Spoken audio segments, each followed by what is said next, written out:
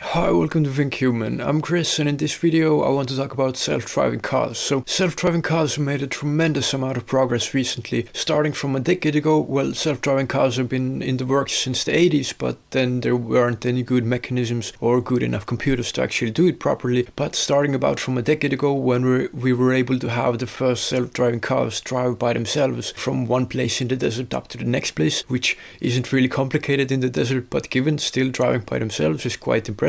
Until recently, just quite a few years earlier from now, when we've been able to have self-driving cars drive in complicated city landscapes. But there still is one thing that holds self-driving cars back, and this thing would be all fringe cases, all special scenarios, situations where we as human beings can deal with no problem with our common sense, but for machines it's quite difficult. When someone drives up to the road and it's unexpected, when a tree falls in the road, when it's bad weather, when children are playing on the street, all kinds of situations when we as human beings have no issue with it. We're like, okay, we stop here a little bit, we drive around, whatever we do. But for machines it's really complicated to handle these kind of situations, and arguably machines could handle right now, self-driving cars, 99% of the situations, but it's this 1% of situations that happen sooner or later somewhere that can get kind of dangerous and people could lose their lives, and it's this 1% that is still holding it back. So the way that these self-driving cars learn is by machine learning. So they gather lots and lots of data from human being drivers. So currently we have Teslas, for example, and in Teslas, as drivers drive, with each mile and kilometer that they drive, they're giving data to the machines, and so the machines have all of this data of all of these hundreds and thousands of kilometers driven, and they can see,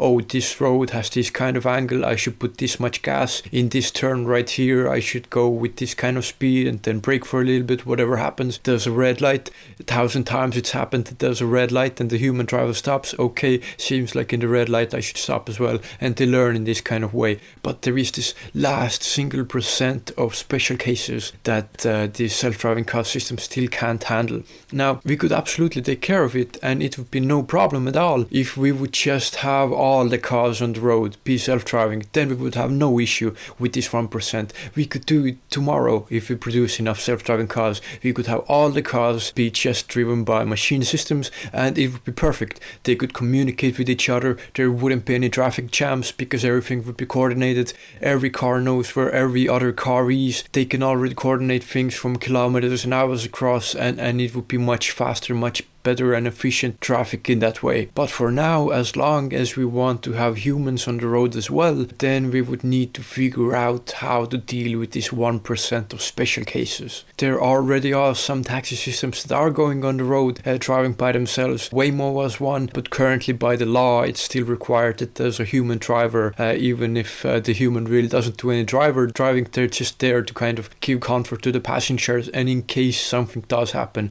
the human driver can take over. Self-driving cars are an amazing thing, and they definitely are coming. It's just a matter of time before more and more applications and more different kind of truck drivers, cab drivers, commercial driving, all of these things will be taken over by machine learning and self-driving cars. So it's simply a matter of time, and if we get to a point where machines do this driving much better than any human being, so there will become a point where it would be unethical for people to actually drive, because it would be dangerous for human beings to let us go on the actual road when self-driving cars can do it way more safely. Self-driving cars don't get tired, they notice everything, they remember everything, they have basically maps integrated into their head with satellite images. They know exactly what to go, where all the other cars are. They don't get bored, they don't get distracted by things, you know, they're like perfect drivers, machines. So it's really fascinating to see where this technology will go, and it's just a matter of some years before we start seeing more and more of this actually on the roads as well.